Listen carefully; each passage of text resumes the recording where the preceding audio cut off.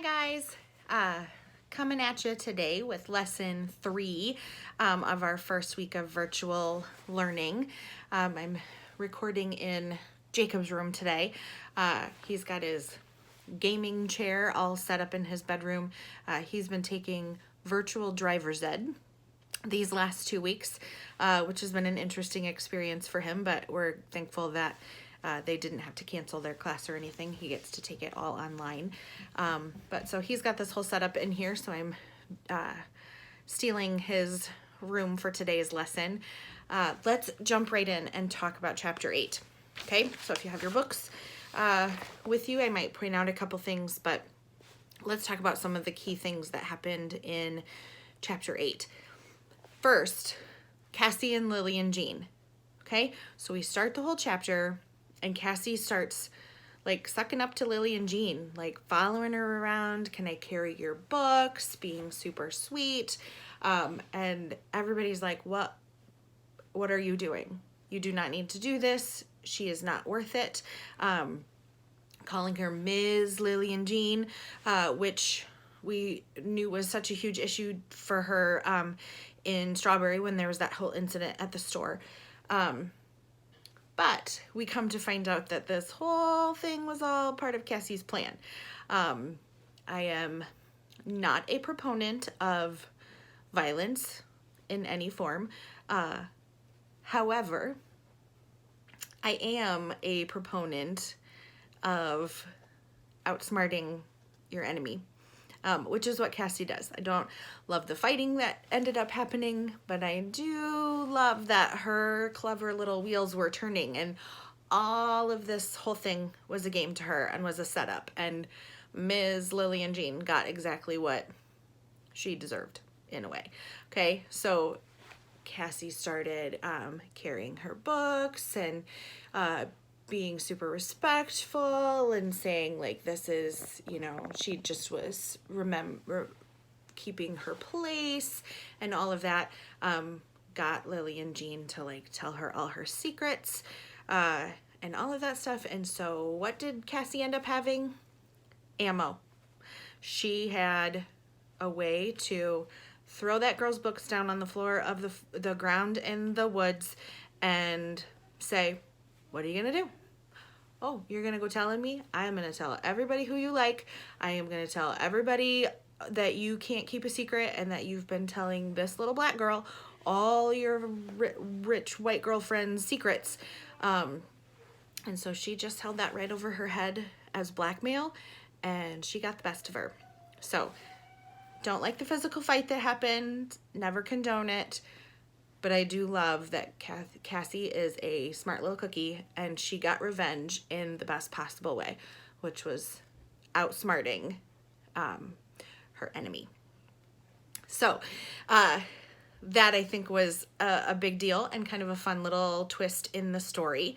I want you to look at page 175 and 176. Okay, so let's look at this. This was another kind of life lessons with Mrs. Sayers. I know that you've missed those. You're going to keep getting them virtually. But life lessons with Mrs. Sayers. Cassie talking to Papa.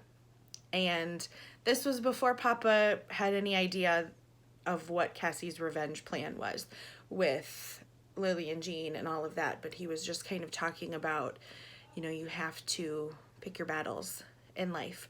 And some things you're just gonna have to grin and bear it and just say it might not be what you want, but you can deal with it for the sake of everyone in your life. And then there are just other things that you don't stand for and you don't put up with, and you have to figure out what those things are on your own.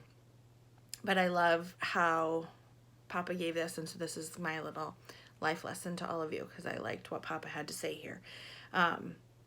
He said, there are other things, Cassie, way at the bottom of page 175 is where I am. There are other things, Cassie, that if I'd let be, they'd eat away at me and destroy me in the end. And it's the same with you, baby. There are things you can't back down on, things you gotta take a stand on.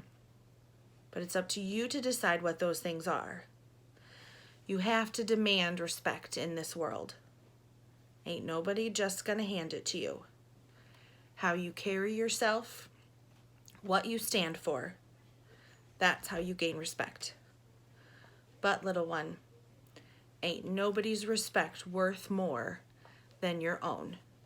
You understand that? Okay, so Papa, uber wise, telling her some things are worth fighting for, some things not worth fighting for. But what he says is you have to decide, like you have to earn respect in the way that you carry yourself, earn respect in the things that you stand for.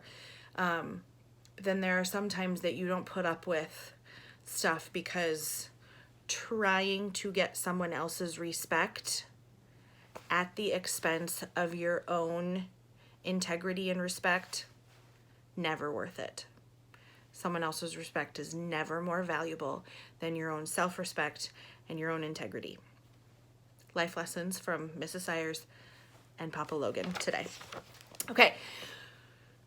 Then Mama gets fired.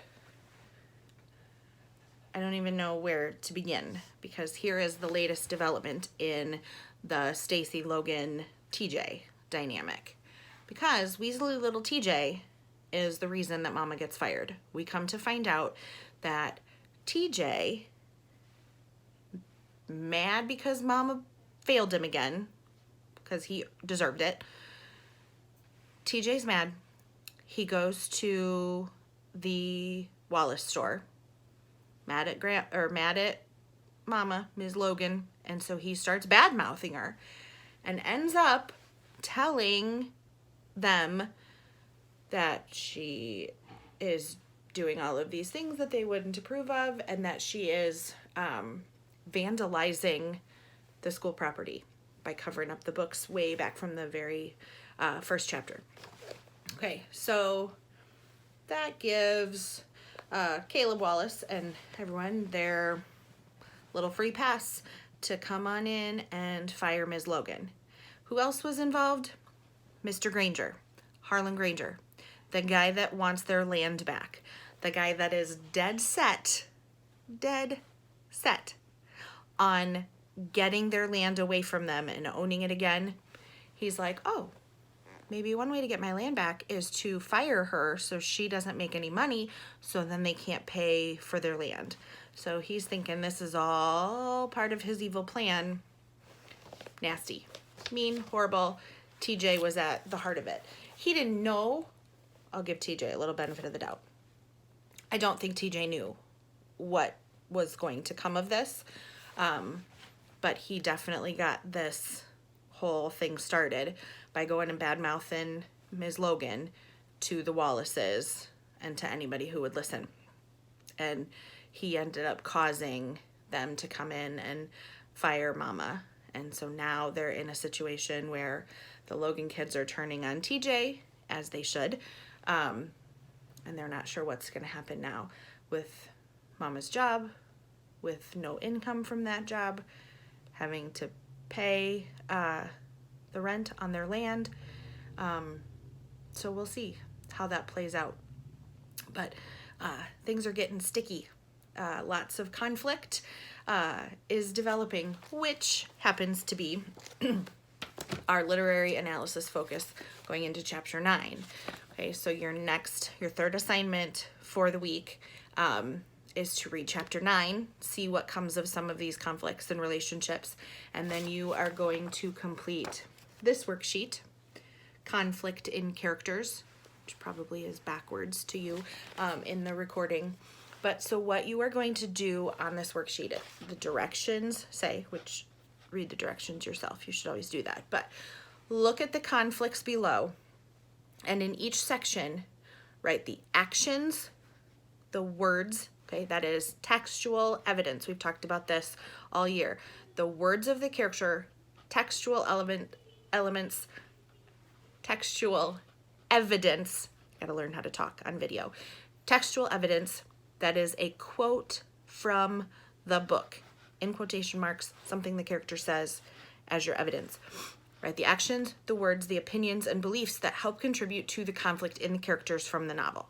Okay, so the first conflict, Logan, children, and the bus driver. So we're backtracking a little bit with some of these conflicts, but that's okay, because most of these conflicts continue to drive the plot, even to where we are now. Stacy's dislike of Mr. Morrison. Now that relationship has evolved quite a bit. So look at the beginning, look at maybe how far they've come now. The clash between Stacy and TJ, about TJ's dishonesty. That's the cheating, that's the coat, that's now this whole thing with getting Ms. Logan fired. TJ has all kinds of evidence of his dishonesty. And then the boycott of the Wallace store. Where do we stand with all of that? And look at which characters are involved, who has said what, how do different characters feel about these different things, what kind of evidence can you find to show this conflict development. There is not necessarily a right or wrong answer here, as with most things literary analysis. It's all about backing it up. It's all about the evidence that you pull from the text. And so you tell me someone who's involved, what is someone's opinion? Give me the evidence to back that up, okay? So back up your opinions there, and that is your assignment after reading chapter 9. And then I will see you next week. We will break down chapter 9. We'll talk about that. And then we're going to finish this book together next week, okay? Miss you all. Take care. Keep working hard. Bye.